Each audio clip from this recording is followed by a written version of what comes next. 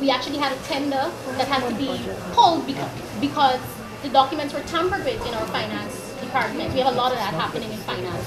So we had to throw that out. We asked why. We did throw that question out to the staff of Gphc. And yes, we have issues with quantification, underestimation, late quantification. That was chairperson of the GPHC's Board of Directors, Ms. Cassandra Alves, explaining to reporters the challenges usually faced at the GPHC regarding the procurement of pharmaceuticals.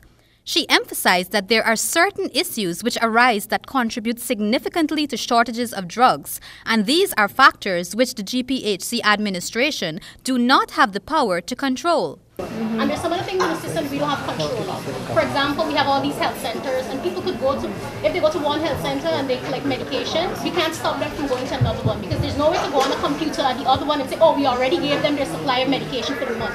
So you may have people hoarding medication. We lend a lot of medication to the regions. If they say they don't have, we're going to give them, even though they don't fall on the GPHC. You can't deny people medication. So Ms. Alves further pointed out that while quantification may play a critical part in affecting the smooth flow of operations at the GPHC, this is not the main factor. While quantification is a problem, if there are issues at other hospitals, that affects us too. If we don't have a computerized system where we can track what patients are getting, that is also a problem. So it's bigger than just quantification, but that is an issue.